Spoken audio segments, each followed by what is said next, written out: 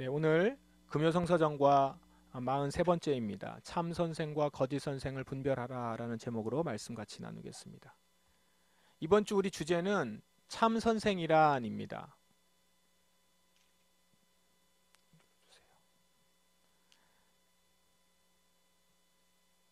다시 말씀드리겠습니다. 이번 주 주제는 참 선생이란.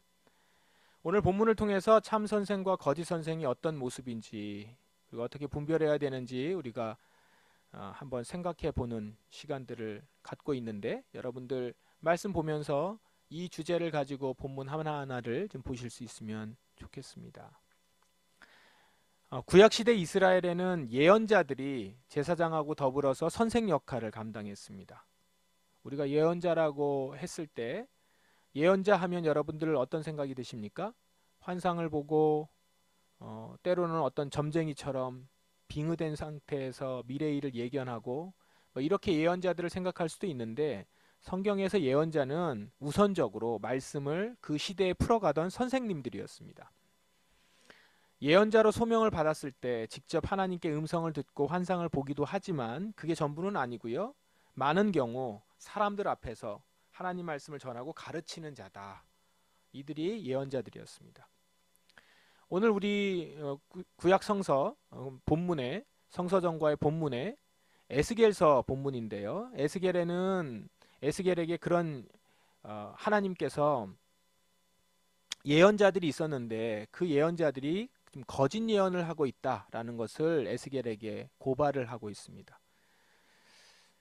그들이 거짓 예언을 하고 있으니 그들에게 경고하고 또 징계의 메시지 에스겔에게 전하도록 하나님께서 그렇게 말씀합니다. 자, 이 얘기는 뭐죠?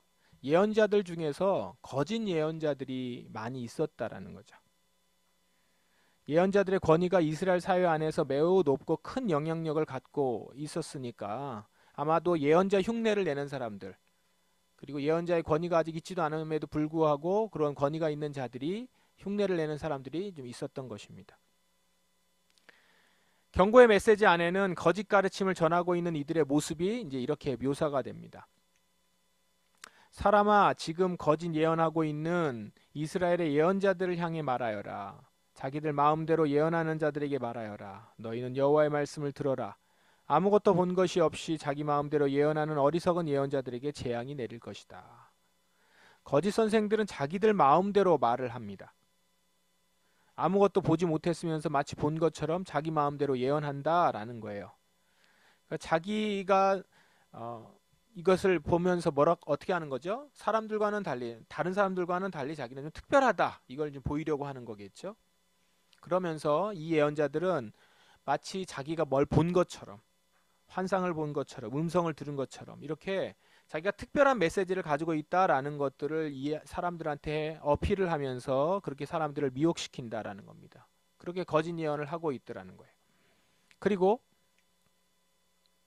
너희의 성벽에 구멍이 뚫리고 무너질 것 같은데도 그들은 그것을 고치려 하지 않았다. 그러니 그 성이 어떻게 여호와의 날에 전쟁을 견딜 수 있겠는가? 이렇게 했다는 건데, 아주 매우 큰 잘못을 여기서 하나 보여주는데, 바로 이제 성벽에 구멍이 뚫리고 무너질 것 같은데도 그것을 고치려고 하지 않았다는 거죠. 바로 문제가 있는 부분에 있는데 그걸 고쳐야 된다고 말해야 되는 것이 예언자의 책임인데, 그런 말을 하지 않고, 그런 말을 하지 않으니까 고치지도 않았겠죠. 경고해야 될 부분을 경고하지 않았다는 겁니다. 고치고 바꾸도록 경고해야 되는데 그걸 하지 않아요. 그래서 어떻게 됐다고요? 이스라엘은 결국 무너지게 된다는 겁니다. 그러니까 이스라엘이 무너진 것은 예언자들의 얘기들을 듣지 않았었던 백성들의 모습도 있지만, 그 전에 앞서서 많은 예언자들이 거짓 예언을 했고 그들을 미혹시켜서 진짜 예언자들이 예언할 때 그 얘기를 듣지 않게 된 것이죠. 그래서 지금 성벽에 구멍이 뚫리고 무너질 것 같은데도 그걸 고치려 하지 않고 있어요. 그러니 어떻게 돼요? 그 뚫린 곳으로 적이 쳐들어오고 또 물이 쏟아지고, 그래서 그 성이 견딜 수 없었다라는 겁니다. 그래서 하나님은 이런 거짓 예언자들에게 단언하십니다. 너희가 보는 환상은 거짓이며 너희가 하는 예언 역시 가짜다.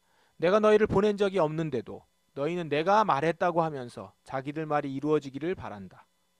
너희는 나의 이름을 빌어 거짓 환상과 속이는 예언을 하지만 나는 그렇게 예언하라고 말한 적이 없다. 단언하시죠. 거짓이며 가짜라는 거예요. 나는 너희를 보낸 적이 없다. 나는 너에게 그렇게 예언하라고 한 적이 없다. 그러니까 이 예언자들은 결국 사람들에게 거짓말을 한 것이죠. 자기가 본 것처럼. 게다가 더 큰 범죄를 저질렀는데 하나님을 거짓말장이로 만든 거예요. 결국 이 예언자들의 거짓 예언자들의 예언은 하나도 이루어지지 않아요. 근데 이들이 누구의 이름으로 예언을 했어요? 하나님의 이름으로. 그리고 하나님이 자기에게 그렇게 말씀하셨다는 거잖아요. 그 결국은 하나님을 거짓말장이로 만드는 큰 죄를 지금 범하고 있는 겁니다. 이게 얼마나 큰 죄인지, 얼마나 무서운 죄인지 알지 못하고 이렇게 행하고 있는 거죠. 매우 악한 짓을 하고 있는 겁니다. 이제 이들이 벌을 받게 되는 이유를 다시 한번 말씀을 하십니다. 그들이 벌을 받게 되는 것은 내 백성을 잘못된 길로 인도하고 평화가 없는데도 평화가 있는 것처럼 말했기 때문이다. 이스라엘 백성들이 벽을 허술하게 쌓아도 겉에 회치를 해서 굳건하게 보이게 했기 때문이다. 단지 이스라엘 백성이 이렇게 했다라는 걸로 끝나지 않고 그렇게 만들어 버렸다는 거죠. 누가요? 예언자들이요. 거짓 예언자들이요. 하나님의 백성을 잘못된 길로 인도했다는 거예요.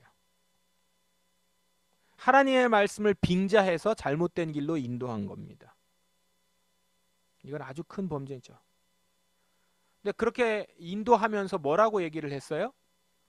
평화가 없는데도 평화가 있는 것처럼 말했다라는 거예요. 그럼 무슨 얘기죠? 괜찮다.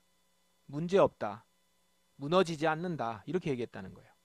그러면서 이렇게 얘기했겠죠. 하나님은 너희에게 평화를 주시는 분이지 불화를 주시는 분이 아니다. 하나님은 너희에게 지금도 복을 주실 것이다. 지금 하나님이 주시는 복을 받으라. 이렇게 얘기를 해요. 그러니까 얼마나 듣기 좋습니까? 그러면서 마치 하나님이 나를 통해서 너희에게 복을 주라고 했다. 내 얘기를 들어라. 라고 하면서 그들에게 복을 전하는 사람인 것처럼 얘기하는 거예요. 자기가. 그러면서 자신에게 와서 복을 받아가라 라고 하면서 거기에서 거짓 예언으로 권위를 부여하고 있는 거죠. 그런 이스라엘 백성들은 그 복을 얘기하고 평화를 얘기하고 있는 사람들 가운데 가서 엎드리고 그들에게 잘 보이려고 노력하고 그들에게 권위를 인정해주고 이랬단 말입니다. 문제는 뭐냐? 하나님이 그렇게 하라고 한 적이 없다. 그렇게 환상을 보여주신 적이 없다. 그런 말을 나는 하지 않았다라는 거예요. 그러니 지금 어떻습니까? 이들이 멸망으로 가는 길로 가게 된 것이죠. 백성들이 지금 죄를 범했는데 백성들이 죄를 범하면 예언자들이 해야 될 일이 뭐예요? 이미 주어진 하나님의 약속 언약이 있단 말이에요. 그걸 근거해서 너희들이 지금 이렇게 계속 죄를 범하면 멸망하게 될 것이다. 재앙이 임하게 될 것이다. 이걸 경고해야 되는데 거짓 예언자들은 백성들에게 죄를 범했다고 말하지도 않았고 오히려 하나님이 벌을 내리시지 않는다는 말을 한 거예요. 하나님의 약속이 있고 언약이 있어요. 언약에 따라서 그 언약을 어기고 율법을 깨뜨리면 재앙이 임한다고 하나님이 분명히 얘기했는데 그렇지 않는다는 거예요. 하나님은 벌을 내리시는 분이 아니라는 거예요. 그렇게 평화를 얘기하는 거예요. 하나님이 평안을 주신다고 내게 말씀하셨다 이러면서요. 그래서 여기 말씀처럼 평화가 없는데도 평화가 있는 것처럼 말했다라는 것이죠. 그리고 지금 이스라엘 백성들이 벽을 허술하게 쌓았어요. 그러면 예언자들은 뭘 해야 돼요? 벽을 이렇게 쌓았다가는 무너진다. 너희들 말씀의 벽을 이렇게 쌓았다가 무너진다. 율법을 제대로 지키지 않으면 그냥 무너진다. 이렇게 얘기했어야 되는데 이스라엘 백성들이 그렇게 벽을 허술하게 쌓아도 겉에 회치를 해서 굳건하게 보이게 만들었어요. 이렇게 허술하게 했는데 거기에다가 예언자들은 오히려 튼튼하게 쌓은 것처럼 보이도록 만들었다라는 거예요. 얼마나 악합니까? 그래서 그들에게 하나님은 이렇게 말씀하세요. 그러므로 나 여호와가 말한다. 내가 분노하여 폭풍을 보내고 진노하여 비를 내리고 우박을 쏟아 부어 벽을 무너뜨리겠다.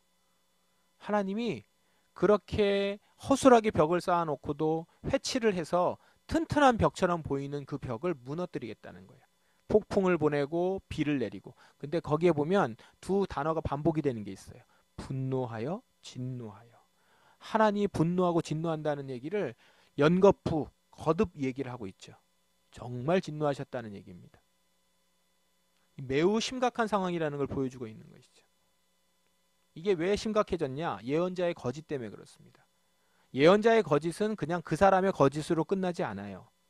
거짓 선생 본인뿐만 아니라 공동체 전체를, 그 얘기를 듣고 있는 모든 사람들을 파괴하는 행위를 한 것이라는 거죠. 그래서 하나님은 이것에 대해서 갑절로 진노하시는 겁니다. 분노하고 진노하고 폭풍을 보내고 비를 보내서 게다가 우박을 쏟아 부어서 벽을 무너뜨리겠다. 그냥 벽을 무너뜨리면 되는데 이런 재앙과 함께 벽을 무너뜨리겠다는 것이죠. 그러면서 그 예언자들의 거짓을 만천하에 드러내시겠다라는 거예요. 너희가 수고하여 회칠한 벽을 내가 무참히 허물어 그 바닥이 드러나게 하겠다. 벽이 무너져서 너희가 그 밑에 깔려 죽을 것이니 그때 너희는 내가 여호와라는 것을 알게 될 것이다. 복을 받아서 여호와라는 걸 알게 되는 게 아니라 깔려 죽어서 알게 된다는 거예요. 재앙으로 인하여서 하나님을 알게 된다는 것이죠. 거짓 예언자들은 그 거짓말을 했었던, 회칠했었던 벽 아래에서 깔려 죽는다는 것이죠. 거짓에 깔려 죽을 것입니다. 자신들이 평화가 있을 것이라고 하는 그 자리에서 죽을 거라는 거예요. 매우 강하게 말씀하시죠. 하나님께서 거짓 예언자들을 얼마나 진노하시는지, 분노하시는지. 그렇다면 반대로 참 예언자, 참 선생은 어떻게 가르치겠어요?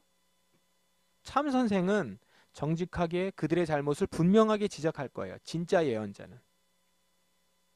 그러므로 벽에 회치를 하여 단단하게 보이려 하는 자들에게 벽이 무너질 것이라고 말하여라. 비가 격렬하게 올 것이다. 내가 주먹만한 우박을 내리고 폭풍을 보내어 벽을 무너뜨릴 것이다. 에스겔에게 이렇게 전하라는 것이잖아요. 그러니까 이게 원래는 예언자들이 전했어야 되는, 진짜 예언자들이라면 이렇게 전했어야 된다라는 것이죠. 단단하게 보이지만 사실은 허상이라는 것. 곧 심판이 있음을 용기 있게 말하는 사람들이었어야 된다는 것이죠. 현 상황을 직시하고 지금 죄로 인해서 실체를 실체대로 보지 못하는 자들에게 그 실체대로 지적하고 회개를 촉구하는 것. 이것이 진짜 선생, 진짜 선지자가 해야 되는 일이라는 겁니다. 현 상황을 직시하게 하는 것. 지금 회를 칠해서 단단하게 보이려고 하는 그 벽이 너무 허술하다는 것을 보여줘야 된다는 것이죠. 알려줘야 된다는 거예요. 여러분, 좋은 의사는 어떤 의사가 좋은 의사예요? 환자의 병을 잘 고치는 의사예요? 그러기 전에 환자가 어디가 아픈지를 정확히 진단하는 의사죠. 그래야 그에 대한 처방을 정확히 내릴 거 아닙니까? 어디가 아픈지 알아야 되고 아픈 곳을 정확히 환자에게 짚어서 그 부분을 치료하겠노라고 말하는 의사가 진짜 좋은 의사죠.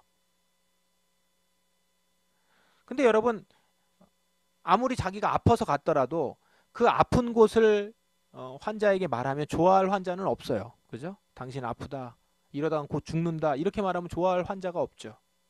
꼭 저렇게까지 얘기해야 되나? 그래가지고 또 다른 데 가보잖아요. 요즘도. 그러나 진짜 환자를 위하는 일이라면 아픈 곳을 정확히 진단하는 일로 시작해야 되겠죠. 그래야 병을 고칠 거 아닙니까? 반면에 돌팔이 의사는 어떻습니까? 어디가 아픈지를 몰라요. 근데 문제는 모르는데 이 돌팔이들은 아는 척을 한다는 거예요. 다른 곳을 짚고 속이 지금 병 들어가고 있는데 머리 두통약 아픈 것 그냥 잠깐 아픈 거라고 그러고 감기라고 그러고 거짓말을 해요. 괜찮다고 그래요. 그리고 치료도 자기 맘대로 해요. 막 빨간 약 바르면 낫는다고 그러고. 환자는 당장 마음은 편할지 모르겠어요. 아, 괜찮구나. 아픈 줄 알았는데 그런 게 아니래. 괜찮다고 생각할지 모르겠어요. 그러나 결국 어떻습니까? 의사 잘못 만나서 고치지 못하고 죽게 되는 거죠. 지금 하나님이 이스라엘 백성을 보면서 거짓 예언자들이 했던 일들을 보면서 이런 마음이 드는 거예요. 내 백성을 너희들이 고쳐야 되는 백성들 죽이고 있구나. 차라리 너를 만나지 않았더라면 그냥 고칠 수 있는 다른 방법이 있었을 텐데 너를 만났기 때문에 오히려 그 마음이 강팍하여지고 내 말을 더 듣지 않게 되었구나. 분노하시고 진노하신다는 것이죠. 그러니 하나님이 참 교사로 서는 것을, 참 선생으로 서는 것을 얼마나 중요하게 여기는지 오늘 말씀을 통해서 알 수 있습니다. 이스라엘에 정직하고 정확하게 말할 예언자가 필요하다는 걸 말씀하고 계시는 거예요. 여러분, 이런 관점으로 참 예언자, 참 선지자, 참 선생이 누군지 여러분들 묵상하는 시간이 되면 좋겠습니다. 지난 수요일에 우리 역대기를 보았잖아요. 같은 이스라엘 역사를 다루지만 역대기하고 열왕기서는 관점이 많이 달랐다라는 얘기를 우리가 했습니다. 열왕기서는 이스라엘의 왕들의 모습을 부정적으로 그리고 역사를 부정적으로 그리면서 그들의 잘못된 실체를 많이 다뤘다고 했고요. 역대기는 이스라엘의 긍정적인 모습을 많이 부각시키면서 좋은 점을 많이 다뤘다고 말했습니다. 왜 이렇게 다르다고요? 열왕기서는 포로로 잡혀가고 있는 이스라엘 대상으로 해서 우리가 이렇게 망하게 되어서 포로로 잡혀가게 되었다. 이렇게 잡혀가게 된 이유가 무엇일까? 왜 이렇게 망하게 되었는가? 그걸 분명히 보고자 하는 의도로 열왕기서가 쓰여져 있다고 했고요. 그래서 잘못을 직시하고 징계를 받는 기간에 진정으로 회개해야 된다는 점이 메시지였어요.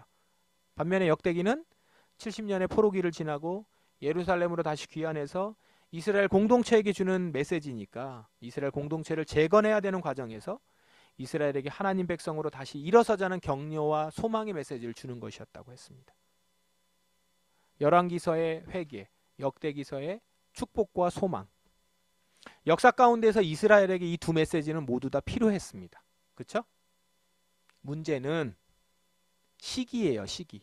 그때 이 메시지가 그때에 적절하게 지금 맺혀지고 있는가, 전해지고 있는가. 이게 중요하겠죠. 그 시기에 맞게, 적절한 시기에 맞게 그 메시지를 들어야 돼요.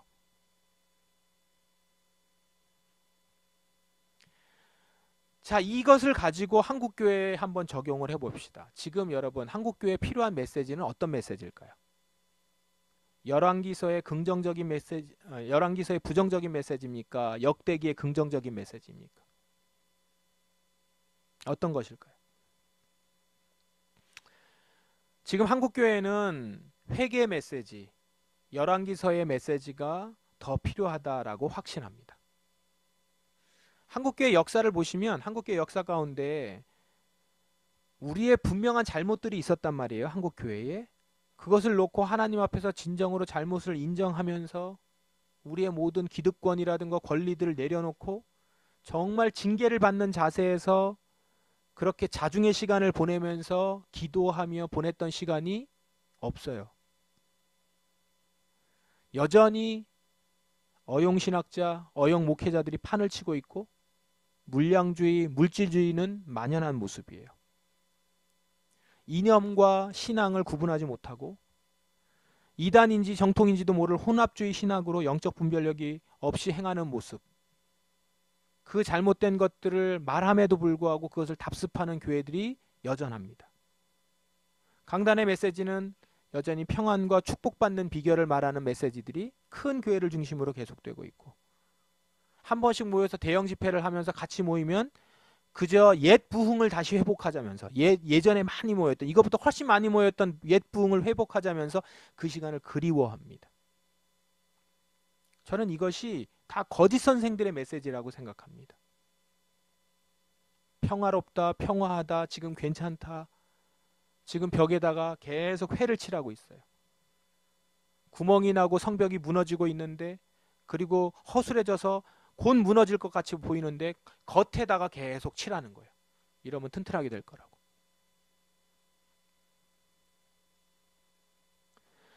비록 지금 한국교회가 성경 말씀을 갖고 이야기한다 하더라도 이것은 해석이 잘못됐을 뿐만 아니라 오늘날 우리 시대에 적용할 수 없는 메시지, 때에 맞지 않는 메시지를 지금 전하고 있는 것이죠.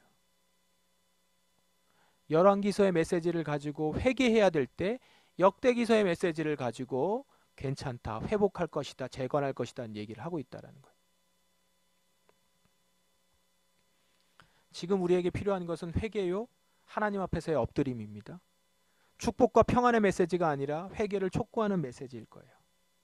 그러므로 참 선생이라면 에스겔서처럼 이런 거짓 선생들의 목소리를 지적하고 그들에게 경고를 날려야 하고 회칠한 벽과 같은 교회 모습을 드러내서 구멍이 뚫리고 곧 무너질 것 같다는 것을 외쳐야 한다라는 거예요. 그러므로 여러분, 한국교회 이런 거짓 선생들을 경계하고 조심하십시오. 분별해야 됩니다. 그런 의미에서 베드로의 권면을 한번 보십시다. 전에 이스라엘 백성 가운데 거짓 예언자들이 있었던 것처럼 여러분 가운데서도 거짓 선생이 나타날 것입니다.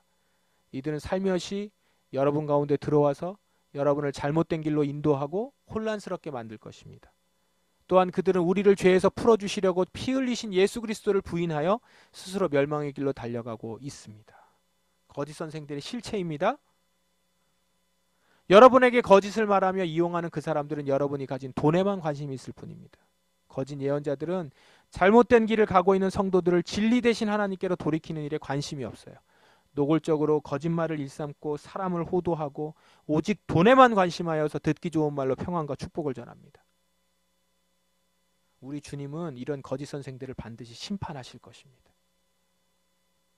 그래서 여러분 모두 영적으로 참 선생과 거짓 선생을 분별할 수 있는 여러분 되시길 바랍니다.